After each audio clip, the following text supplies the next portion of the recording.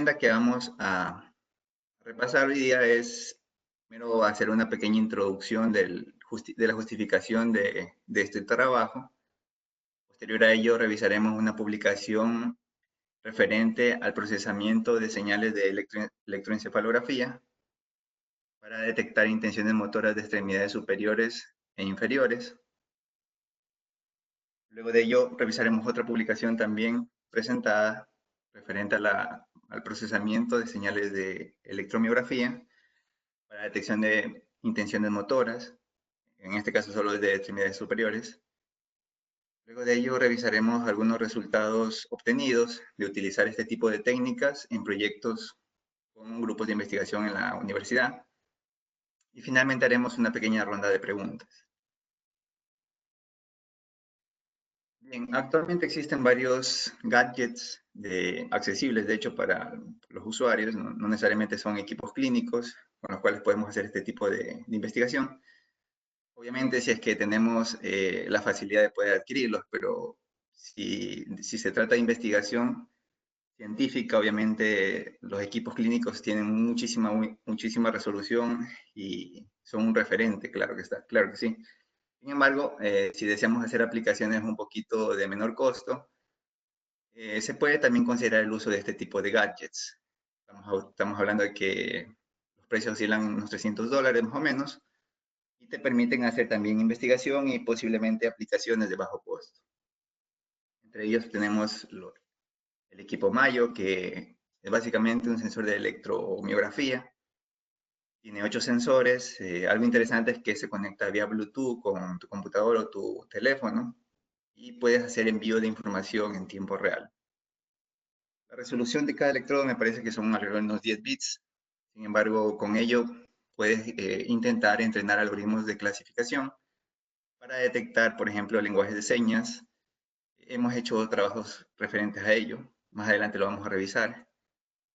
Respecto al Emotiv, también hemos hecho publicaciones que nos permiten detectar cuando el usuario está visualizando algún estímulo visual de una frecuencia determinada. Esto de aquí es bastante utilizado, por ejemplo, para personas que padecen de discapacidad. Entonces esto les da la oportunidad de poder hacer un control debido a que pueden decidir en qué estímulo visual ver y los algoritmos detectan, por ende, lo que está viendo el usuario y por ello se puede controlar algún periférico.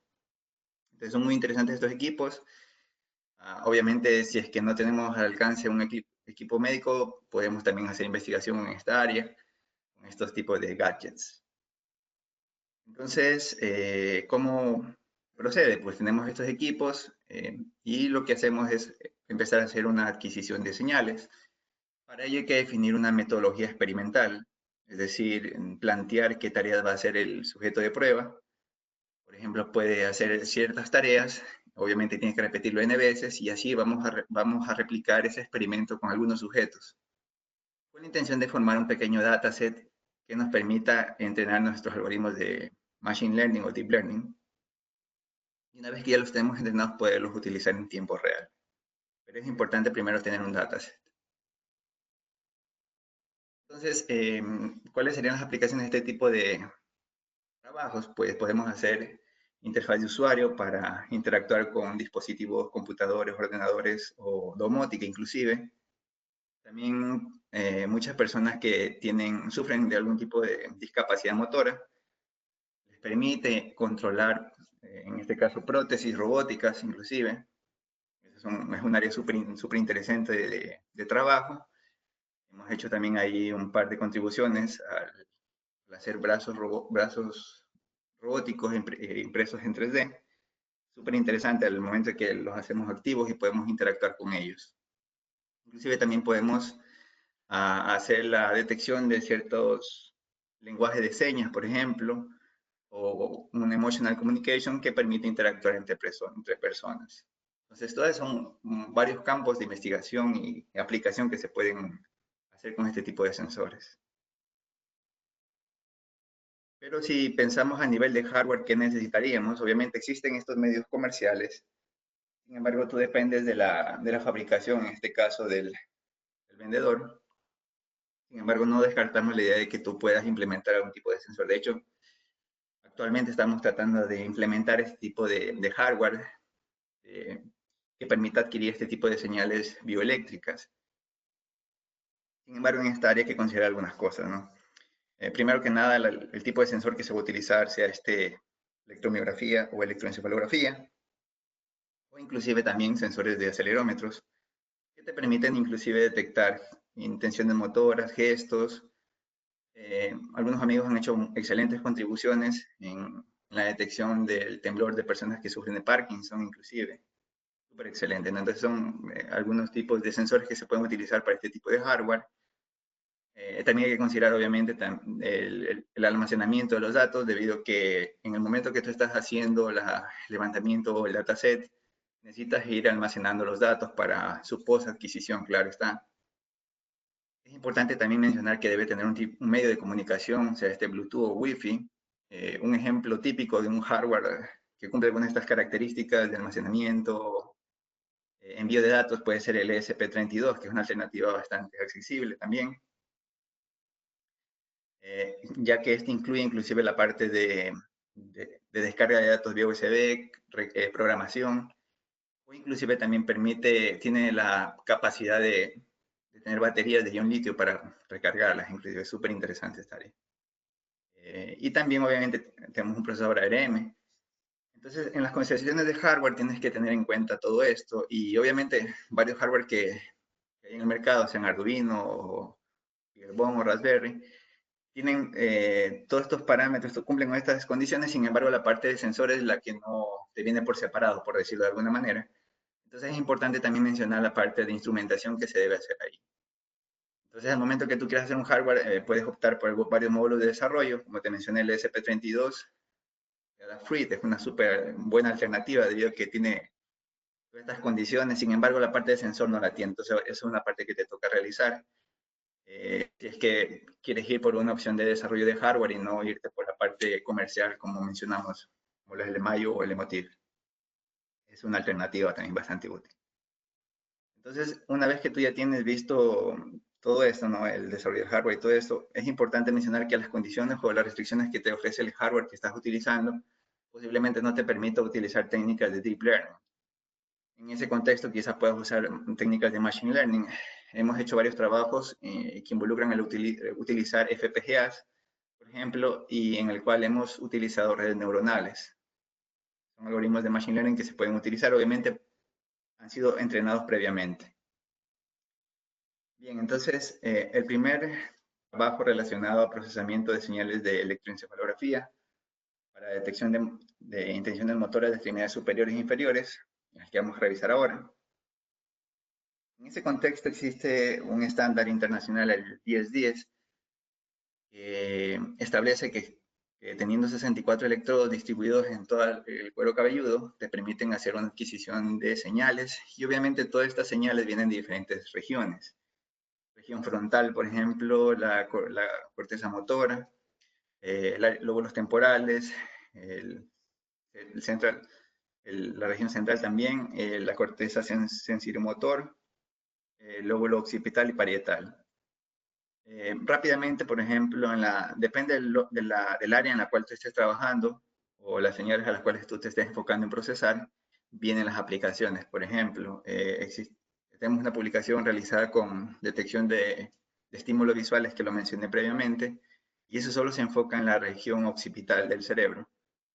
Entonces, este tipo de sistema te permite tener una adquisición de varias regiones del cerebro, y obviamente con ello puedes hacer algunos trabajos. He leído trabajos que relacionan el procesamiento de señales del lóbulo temporal para detectar si la persona sufre o no de algún tipo de sordera, por ejemplo, de discapacidad auditiva. Al momento de generar el estímulo, obviamente debe haber una retroalimentación o presentar algún tipo de señal en el lóbulo temporal.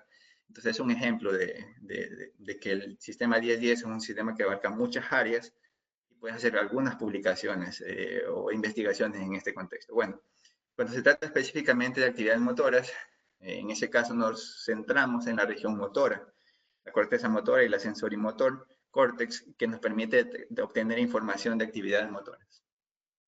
Específicamente, actividades de extremidades superiores está en la corteza motora, cerca de los sensores F67 el C6, bueno, el C14, el F7 y el CP21 hacia adentro, ¿no? Y así como el F1, C8 y CP15 hacia adentro, ¿no? Esos son los sensores que están más involucrados en tareas de actividad motora de extremidades superiores. Cuando ya se trata de actividades o tareas de extremidades inferiores, estamos hablando de los sensores que están más próximos al área central, por ejemplo, el FC4, el C11, el CP18, que están más en esta región de aquí, ¿no? Entonces, en ese contexto sí es posible detectar intenciones motoras de extremidades o señales, ¿no?, de actividad motora de extremidades superiores o inferiores. Sin embargo, hay que hacer un análisis y ese es el reto de este trabajo.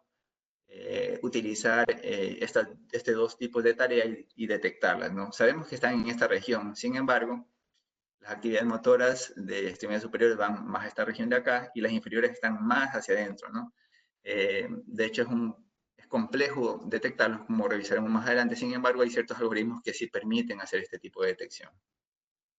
Entonces, eso básicamente con respecto a la revisión de este tipo de sistema de distribución de electrodos. También es importante mencionar que existen electrodos que son invasivos. Sin embargo, para este trabajo no, no se utilizaron, se utilizó un database que involucra utilizar sensores no invasivos, son superficiales. Es una alternativa que implica menos riesgo al sujeto de prueba, no cualquiera se te va a ofrecer de voluntario para permitirle insertar electrodos, ¿no? Entonces, por eso es que esta es una alternativa y es más económica. Claro está que el utilizar electrodos invasivos tiene una resolución súper alta, una resolución espacial súper elevada. Son áreas de investigación muy específicas. Sin embargo, cuando se trata de detección de actividades motoras, como este trabajo de aquí, nos va súper bien, ¿no? Bien, este trabajo fue publicado en el 2017 en el ETCM. Y también algo interesante es que se ha analizado que estas señales, obviamente, el raw data nos referimos, cuando tú adquieres directamente las señales con estos equipos,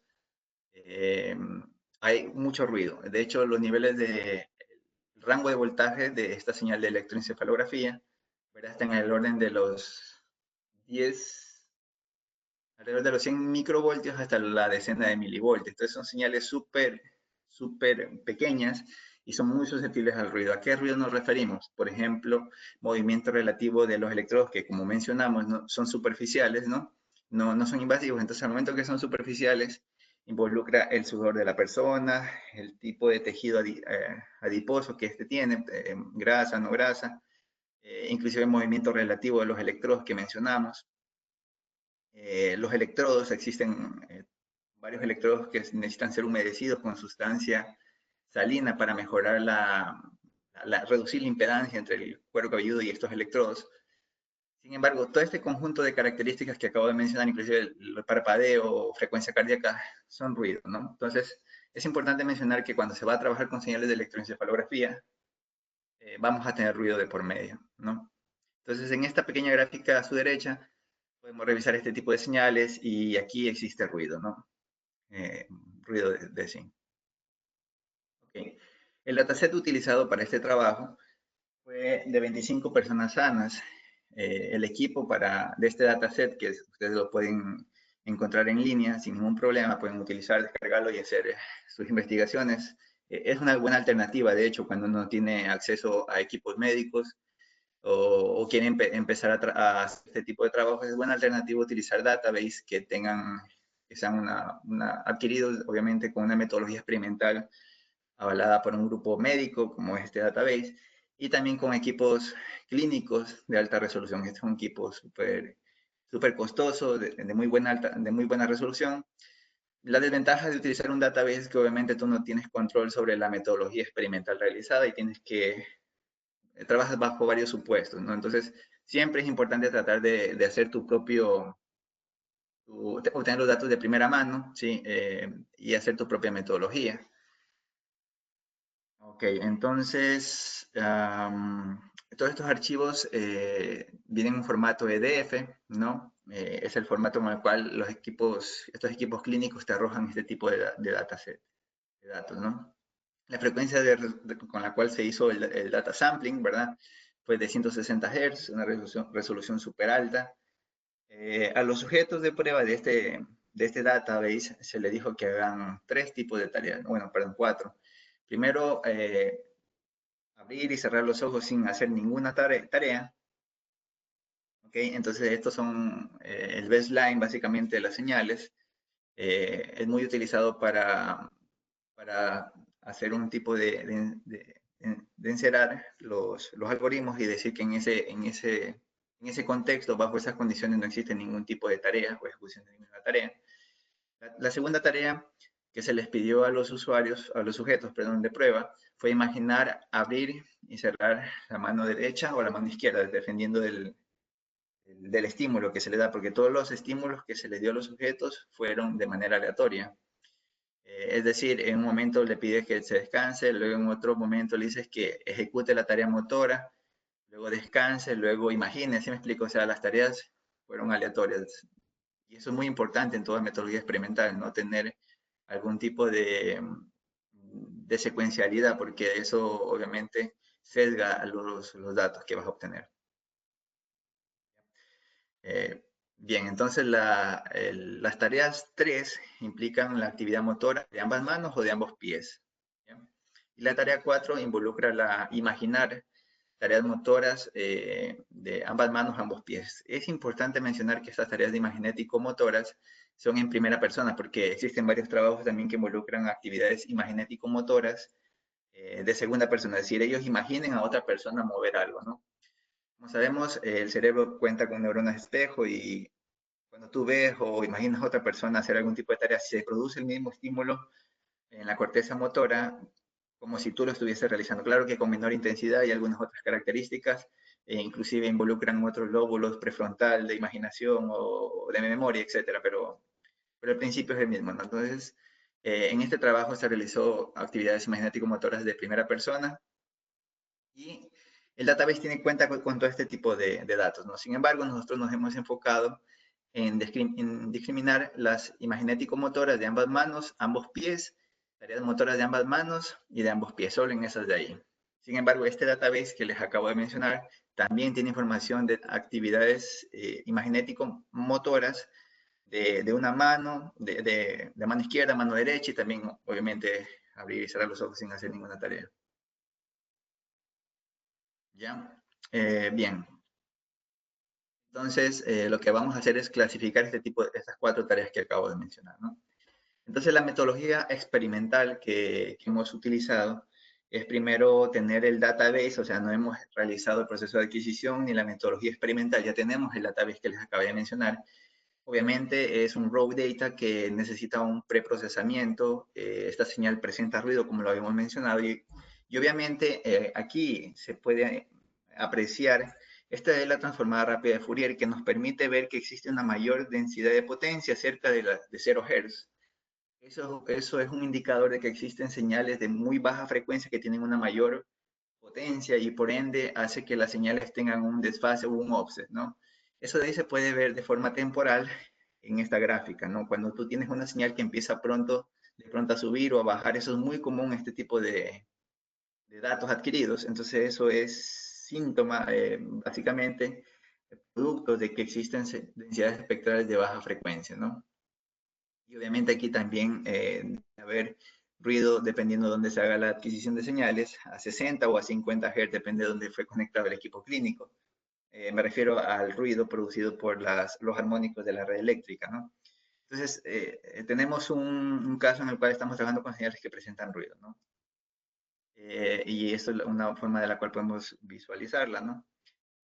Ahora, este tipo de datos deben ser filtrados para poder discriminar o eliminar parte de este ruido, ¿no? Entonces, las señales con las cuales en este trabajo se hicieron o se procesaron, perdón, fue en el rango de 7 a 30 Hz.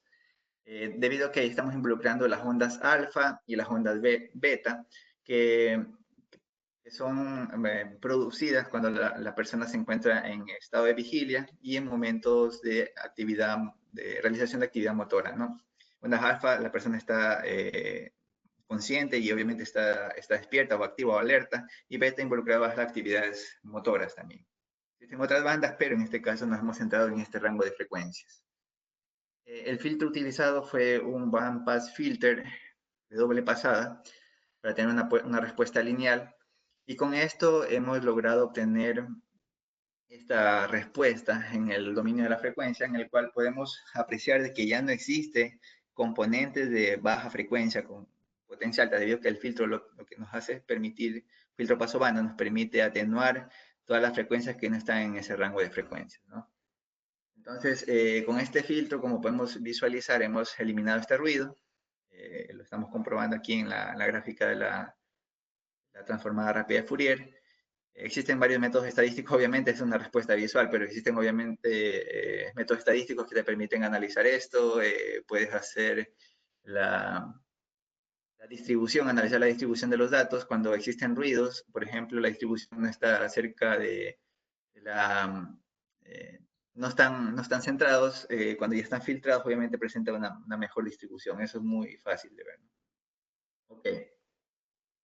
Respecto a una vez que tenemos las señales preprocesadas, ¿no? Podemos ya extraer características. Las características que vamos a extraer nos permiten evitar enviar todo el dataset, ¿no? O sea, enviar toda esta información o este conjunto de datos. Es importante extraer información rica, ¿verdad? Información que nos permita representar lo que está pasando en esta ventana temporal, ¿no? Es importante también aclarar de que, por ejemplo, en esta ventana temporal de aquí, están los 64 electrodos que habíamos mencionado, y esto puede ser, por ejemplo, son aproximadamente 4.900 muestras. Eso es más o menos 4.5 segundos, algo así, debido a la frecuencia de muestreo, ¿no? Entonces, durante esos 4 algo segundos, hemos hecho una tarea. Puede ser, por ejemplo, mover ambas manos, imaginar ambas manos, mover ambos pies o imaginar ambos pies, ¿no? De las que habíamos hablado que vamos a trabajar o que analizamos en este trabajo.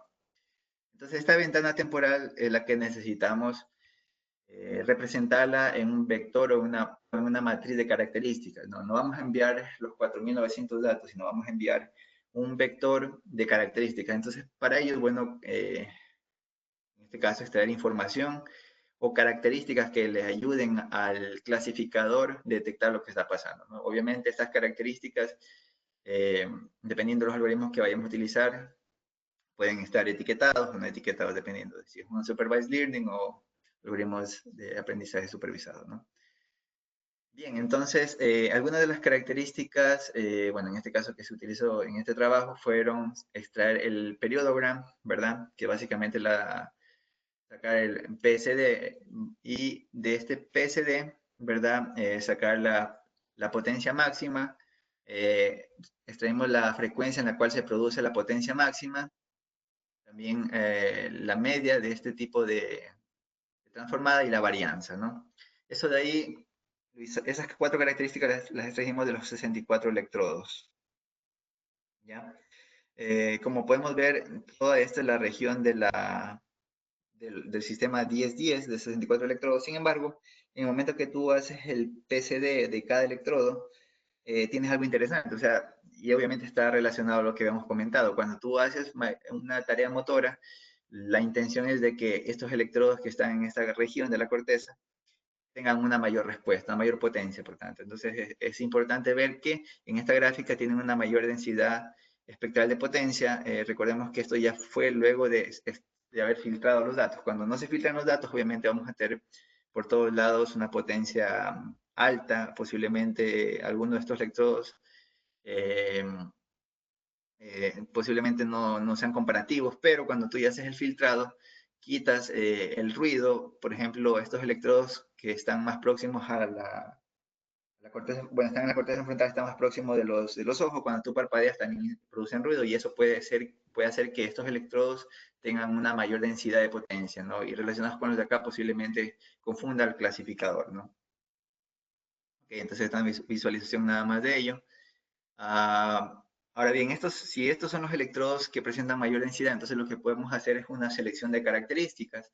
En este sentido, lo que se hace es detectar aquellos electrodos que tienen densidad mayor a un threshold, ¿verdad? Y eso de ahí coger y seleccionarlos para extraer las características que habíamos mencionado, que eran 4, ¿no? Entonces aquí tenemos una gráfica de las 21 por 4, 21 electrodos por 4 features, que son los 21 electrodos que son más representativos o tienen mayor información para podérselos enviar al clasificador. Esta etapa se llama Feature Selection. Bueno, los clasificadores que se utilizó en este trabajo fueron de no supervisados. Aquí hay una justificación de por qué no usar no supervisados, ¿no? Entonces, actualmente estamos usando este tipo de algoritmos no supervisados en electrodos de electroencefalografía para justamente eso, para detectar qué electrodos están aportando con mayor información. Y eso es algo súper útil porque si eso coges y lo envías a un algoritmo ya supervisado, eso obviamente mejora el accuracy y hace que tenga menor costo computacional en algoritmos de Machine Learning, por ejemplo. Bien, entonces en este trabajo se utilizaron algoritmos no supervisados, K-means, K-medois, bien Spectral Clustering, DBScan, bien, bueno, Spectral Clustering y también algoritmos de clasificación jerárquica. Ok, dentro de los resultados que se obtuvieron fue que esto es el 1, representa los clústeres de actividad imaginético-motora de ambas manos. Y como vemos, la actividad imaginético-motora es más difícil de detectar. De hecho, a lo mucho, y el hierarchical clustering llega a un 34%. Y cuando se trata de imaginar actividad motora de pies, hemos obtenido un accuracy súper bajo. Sin embargo, actividades motoras de ambas manos, que es el clúster 3, llegamos a un 88% de accuracy con Camedois, y actividades motoras de ambos pies, hemos llegado hasta un 87% de accuracy con Spectral Clustering. Entonces, estos son los resultados de utilizar todos estos algoritmos de aprendizaje no supervisado al tratar de clasificar estos cuatro tipos de tareas, ¿no? Entonces, es una gráfica súper interesante porque nos permite contrastar qué algoritmos obtuvieron mejor accuracy y en qué tipo de tareas específicamente hablando, ¿no? Ok, entonces podemos ver que es indispensable el uso del filtro Butterworth, que nos permite reducir la densidad espectral de electrodos que obviamente no van a aportar con información. Por ejemplo, el ruido producido por el parpadeo, ¿no? Entonces es muy importante utilizar un filtrado adecuado dependiendo de las bandas de frecuencias que a ti te interese trabajar. Si son señales de electroencefalografía de 7 a 30 Hz, ondas alfa y beta que en este caso en nuestro trabajo obtienen o representan mayor información para actividades motoras, ¿no? Okay, los algoritmos K-means, K-medois y hierarchical clustering permiten tener una mejor detección mayor al 80% con actividades motoras de ambas manos. Sin embargo, hierarchical clustering permite obtener un porcentaje de acierto alrededor del 34% para actividades magnético-motoras de ambas manos. Y spectral clustering permite tener una detección alrededor del 87% para actividades motoras de ambos pies. Básicamente eso es lo que se obtuvo en este trabajo.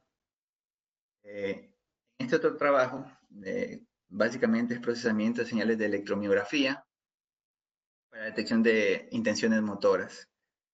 Este artículo fue presentado en el 2018, así mismo en el ETCM, y aquí tenemos 32 electrodos ubicados en el antebrazo que te permiten detectar gestos, básicamente, ¿no? Ya vamos a ver cuáles son esos gestos que se utilizaron como el database, para generar el database. Estos sujetos que fueron utilizados no presentan ningún tipo de impedimento o discapacidad. Además, vamos a revisar, estos fueron el dataset, ¿no? Es importante mencionar que el dataset fue compartido por la Universidad de Navarra. Ellos hicieron el proceso de adquisición de datos, la metodología experimental avalado por un comité de ética, etcétera. Y nos facilitaron este dataset, ¿verdad? En el cual los sujetos realizaban estas 9 tareas motoras, ¿no? Entonces, de manera aleatoria, asimismo, al sujeto sentado frente a un computador, se le dice, haga la letra A, entonces se le hace la letra A, luego descansa, y de manera aleatoria se le dice que haga otra tarea totalmente diferente, para evitar sesgar datos, ¿no? Entonces, este proceso fue repetido. Los detalles de ya, los detalles del número de sujetos, bueno, fueron 9 de estímulos visuales, me parece que fueron repetidos alrededor de 30 veces por cada sujeto. Y estamos hablando que fueron unos 20 sujetos más o menos. Ese es básicamente el dataset. Ok, los estímulos visuales, por ejemplo, en este dataset duraron 6.6 segundos, es decir, tenemos una ventana temporal de 6.6 segundos, una frecuencia de muestreo de 100 Hz y por tanto tenemos una ventana temporal con 6.600 muestras, ¿no? Okay. Asimismo, los datos obtenidos fueron en formato EDF, obviamente para ello se los convierte al formato que tú desees trabajar y una matriz de datos y los puedes procesar, ¿no? Igual que las señales de electroencefalografía, estas señales de electromiografía presentan ruido, ¿no? Entonces, asimismo, ¿no? Perdón, este dataset de aquí, este es diferente. Aquí tenemos 6 sujetos que realizaron 9 repeticiones, básicamente. Sí, realizaron los 9 gestos de forma aleatoria y todo eso fue repetido 9 veces, ¿no? Entonces, eso quiero rectificar con respecto al database utilizado, ¿no? Ok, entonces, como ustedes podrán notar, igual las señales de los electrodos, los 32 electrodos están aquí juntos. Podemos ver que tienen una tendencia o un offset. No, eso es obviamente síntoma de que existen ruido o de señales de muy baja frecuencia que están afectando, ¿no?, a las señales, ¿no? Igualmente existen ruidos por todos lados, ¿no? Entonces, para ello, lo que hacemos es el mismo proceso mencionado anteriormente, cogemos y debemos filtrarlo, ¿no? Pero antes de continuar, los datos del formato EDF que les había comentado, ¿no? Fueron en esta publicación fueron convertidos a un archivo .mat, ¿verdad? Que tiene las 3.600 muestras, ¿verdad? ¿Por qué se tomaron 3.600 muestras sabiendo que fueron ventanas temporales de 6.6 segundos, es decir, 6.600 muestras? Es que cuando la persona se le pide que realice una tarea motora, el cerebro ya detecta la orden y existe un cambio, ¿no? Entonces existe un cambio en la actividad motora y eso se refleja en los electrodos. Es decir, en el momento que usted se le dice que realice la letra A, por ejemplo, ¿no? Entonces, teniendo su mano en reposo, usted hace la letra A, pero nosotros nos hemos enfocado aquí cuando la mano ya está estática, es decir, más o menos a partir de los 3.6 segundos hasta los 6.6 segundos en adelante, ¿no? Perdón, a partir de los 2.4 segundos en adelante. Exacto, entonces a partir de 2.4 segundos en adelante, hasta los 6.6 segundos nos da los 3.600 segundos que habíamos mencionado. Es decir, estamos ya trabajando cuando la persona ya tiene la tarea o el gesto de la mano ya de manera estática, ¿no? Bien, entonces aquí tenemos los 30 electrodos, 32, no son 32 porque estamos descartando los 2 electrodos de referencia tierra. Tenemos los 9 gestos realizados y estos nuevos gestos realizados obviamente fueron repetidos de forma aleatoria 9 veces, cada uno por supuesto, y por los 6 sujetos que fueron de prueba en este estudio, ¿no? Bien, entonces en la metodología, como vemos, es importante hacer un preprocesamiento, un filtrado de datos. En este caso, es bien sabido que las señales oscilan en el rango de 7 a 20 Hz, presentan información de actividad motora, y luego de realizado este procesamiento, tenemos estas señales. Como vemos, inicialmente también existen unos pequeños cambios, por ello es que los datos ya filtrados se los utilizó a partir de los 2.4 segundos que habíamos indicado, ¿no?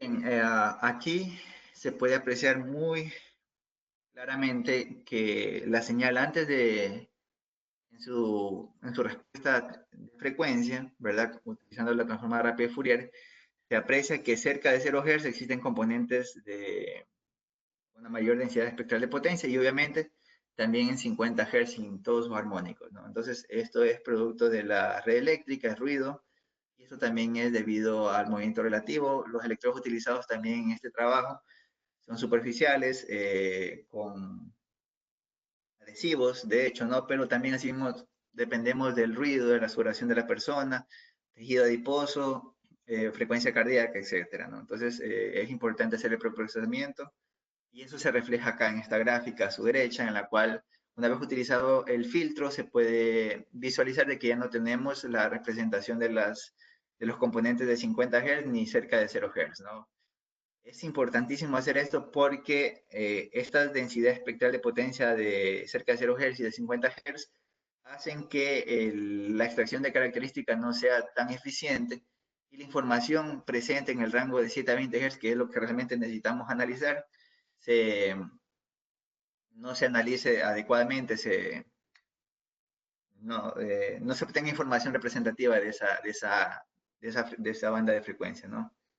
Entonces, es importante hacer el filtrado para poder quitar ese ruido y poder tener clara la información presente en estas bandas de frecuencia. Ok, como les había mencionado, haciendo el análisis del histograma de las señales de electromiografía sin filtrar, como vemos, no tienen una distribución cercana a cero, porque estas señales, una vez filtradas, obviamente van alrededor eh, del eje de cero. Eso se debe a que estos sensores utilizan una fuente simétrica, ¿no? Entonces estamos hablando de que al momento que tú conectas los electrodos y existe presencia de ruido, esta señal sube o baja y se distancia de la referencia en este caso, ¿no? Y eso es una muestra de esta distribución de aquí, ¿no? Entonces, como vemos el histograma, tiene mayor presencia en señales no cerca de cero y tienen una distribución súper alta, ¿no? Entonces, al momento que ya se le aplica el filtrado, vemos que ahora sí todas las señales están alrededor de cero y una distribución súper baja, ¿no? Y eso es producto también de que no existen esos componentes de baja frecuencia que dan este efecto que vemos acá, ¿no? Dentro de la extracción de características utilizadas en este trabajo, tenemos cuatro características utilizando información temporal, ¿verdad? Tenemos los valores máximos, mínimos, la media aritmética, la mediana durante los 3.600 muestras, ¿verdad? Son cuatro características, ¿verdad? También tenemos la varianza, la covarianza y la correlación entre cada uno de los 32 electrodos. Eso en información temporal. Una vez que hemos hecho la transformada rápida Fourier, también sacamos información del espectro en frecuencia y son los mismos, ¿no? Básicamente máxima, mínimo, media aritmética y mediana. Y también obtenemos el valor de la frecuencia máxima y en qué índice fue obtenida esa información, ¿no? Asimismo, también los valores de varianza, covarianza relativa entre cada uno de los 32, o en este caso 30 electrodos. Todas estas características son columnas de una misma matriz de datos, en el cual al final, bueno, si se utilizase algoritmos de supervisados sería el label, en este caso no va ningún label porque son no supervisados, ¿no? Todo esto representa la matriz de datos, estamos hablando de 5.671 datos y las filas representan a los 486 que resulta básicamente de multiplicar los, los 30, perdón, los 9 gestos por 9 repeticiones por 2 sujetos. Entonces, esas son básicamente las filas que tenemos o las tareas que involucra el uso de todos los sujetos y las repeticiones que ellos hayan hecho. Entonces, esta es la matriz de datos con la cual vamos a trabajar nuestros algoritmos no supervisados. Bien, en este sentido utilizamos K-means asimismo, DB-scan, hierarchical clustering, y dentro de este contexto lo que tenemos es que dentro de los resultados, los componentes de baja frecuencia y obviamente también el ruido de la red eléctrica afecta la media y la varianza en el histograma que acabamos de ver. Sí, también podemos ver que la presencia de la red eléctrica también afecta en el dominio de la frecuencia a los datos, entonces es importantísimo utilizar obviamente el preprocesamiento que acabamos de indicar, utilizando el filtro paso banda. Dentro de los K-means clustering algorithms, vimos que es capaz de detectar las nueve diferentes tareas. ¿Okay? Como acabamos de ver, fue el único que pudo detectar las 9 tareas, mientras que obviamente esta es una representación bidimensional, pero como son más características sería imposible visualizar en las dimensiones que realmente están, pero esta es una representación nada más de los datos, si fueron básicamente clusterizados, ¿no? Todos ellos. Sin embargo, el DBScan no fue capaz de detectar las 9, apenas unos 2 y el resto no los clasificó de manera, no fue clusterizados adecuadamente, ¿no? En ese sentido, DBScan y Electrical Clustering tienen un bajo accuracy al momento de detectar las tareas. De hecho, fue solo capaz de detectar dos letras de todas las actividades que acabamos de todo el dataset o de todas las tareas realizadas por los sujetos que acabamos de ver, ¿no?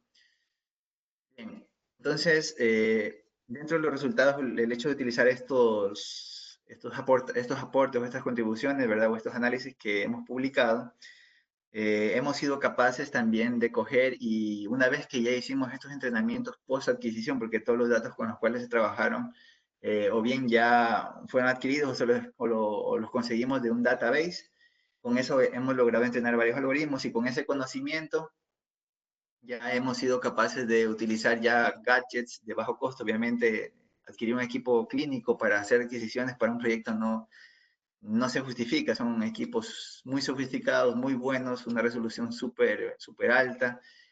Obviamente existirá ruido, pero la resolución es súper buena y utilizando unos filtros adecuados se puede hacer maravillas con ese conjunto de datos, ¿no?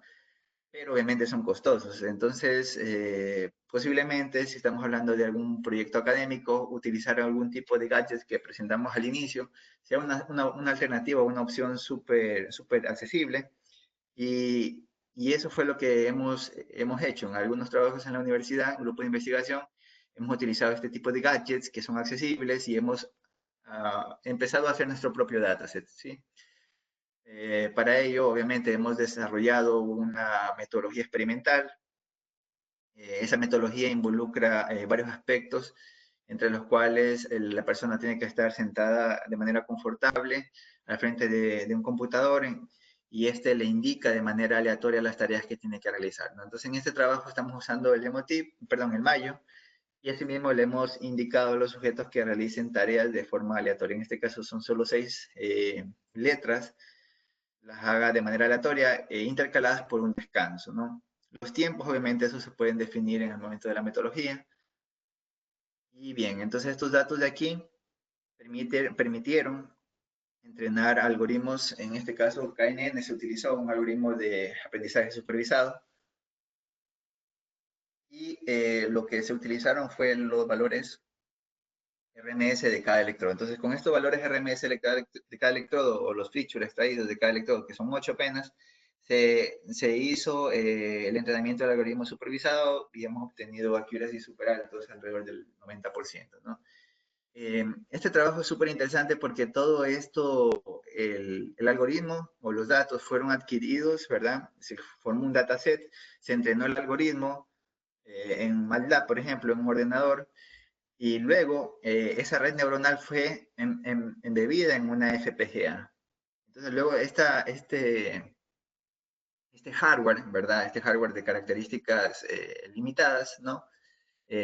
Fue capaz de hacer la detección en tiempo real. Entonces es un aporte súper interesante porque estamos usando los mismos conceptos de adquisición de datos basados en una metodología del preprocesamiento, del entrenamiento de los algoritmos, post adquisición para luego hacer un sistema que trabaje en tiempo real ya entrenado. La teoría funciona y de hecho este fue un artículo presentado en 2019 y nos fue súper bien, ¿no?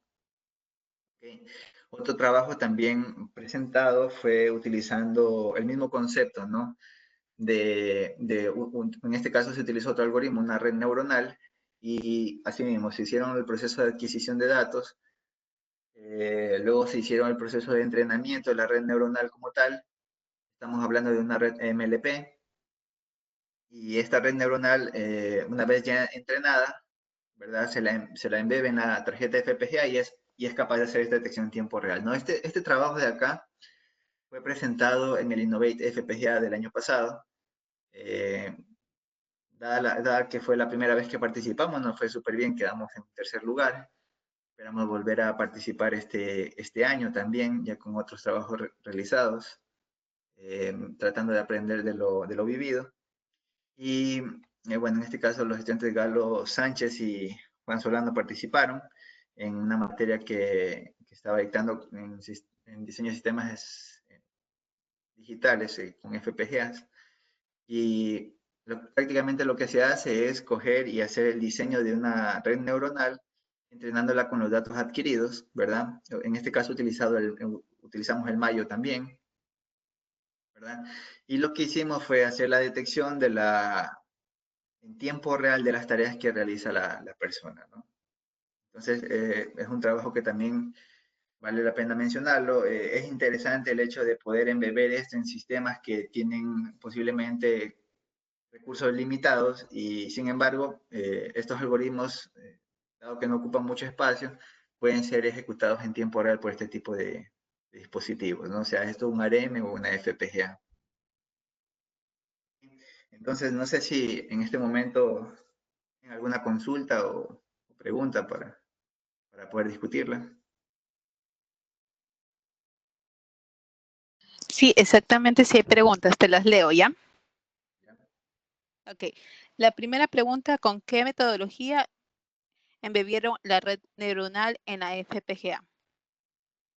Bien, lo primero que se hizo fue hacer la FPGA tiene un sistema, a ver, tiene un sistema, a ver, nuevamente, la FPGA fue entrenada en MATLAB, ¿verdad? Y de ahí se obtuvieron todos los parámetros y la matriz de pesos.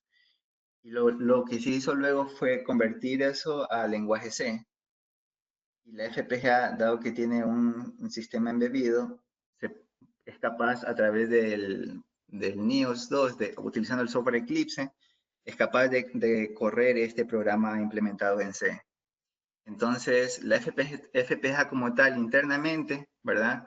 Tiene un sistema embebido de un microcontrolador o microprocesador ARM que es capaz de compilar o ejecutar este tipo de algoritmos en lenguaje C. Entonces, no es un proceso tan fácil, ¿no? Pero también estamos pensando en hacer ahora hacer en VHDL toda la red neuronal, ¿no? Entonces, como ustedes saben, las FPGA se destacan por eso, por hacer procesamiento concurrente, ¿no?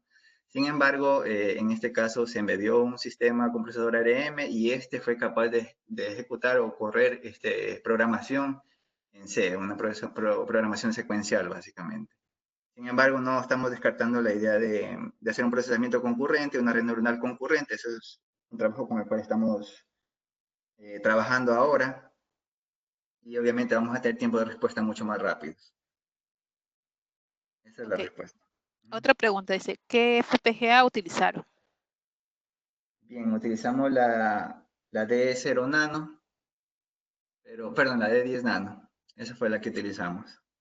Usamos la D10 estándar para hacer pruebas, sin embargo la D10 Nano con la cual ya se hizo el procesamiento en tiempo real. Okay. Otra pregunta dice, buen día. La frecuencia de filtrado en el rango que se maneja, por ejemplo, en este último de 7 a 20 Hz, ¿es algo que depende del hardware usado o ya está definido para este tipo de muestras que hay filtradas en estas frecuencias? Ya.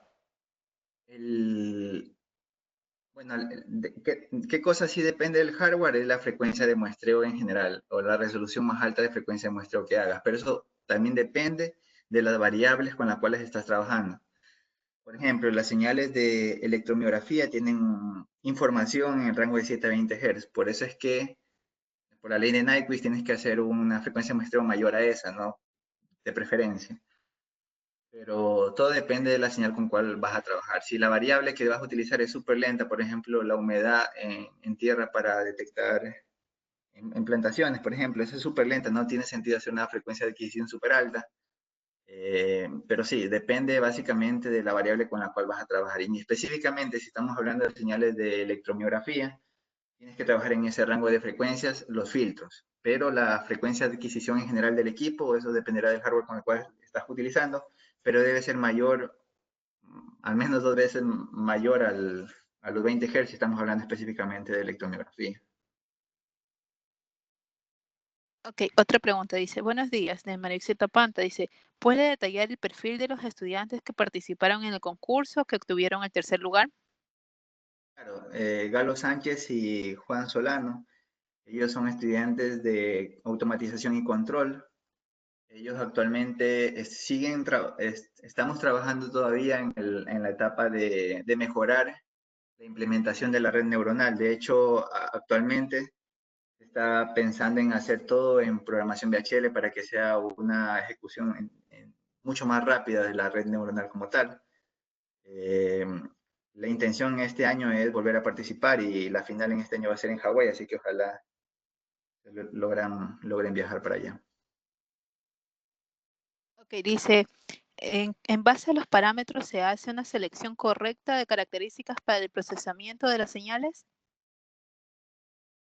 Bien, el tema de la selección de características depende mucho en el dominio en el cual estés trabajando. Bien es cierto, existen varios algoritmos que te evitan hacer la caracterización de señales. Por ejemplo, estamos hablando de técnicas de deep learning en la cual los mismos algoritmos extraen información que ellos consideran relevante, pero si en base a qué tú te dedicas a extraer información, depende de la experiencia con la cual con la cual cuentes, ¿no? Sin embargo, hemos obtenido muy buenos resultados al hacer un análisis espectral de los datos.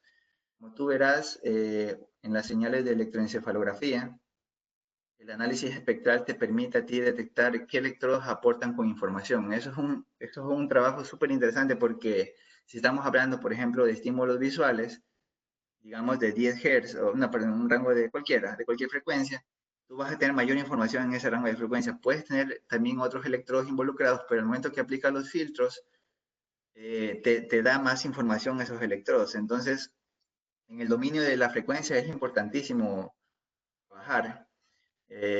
Con respecto al dominio del tiempo, dependemos mucho también del qué tan bueno fue el filtrado de los datos. Por ejemplo, si tu filtrado no fue tan adecuado y tienes presencia de ruido de baja frecuencia, el utilizar descriptores en el dominio del tiempo no te va a ayudar mucho.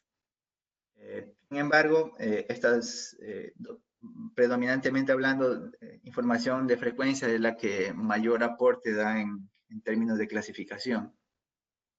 De hecho, en imágenes también se puede trabajar bastante bien con ello. Bien. Víctor, te habla Yomar González de la Facultad de Ingeniería Industrial. Hola, ¿qué tal? Un placer. Ya lastimosamente no tenemos más tiempo. Una Sí, charla bien enriquecedora.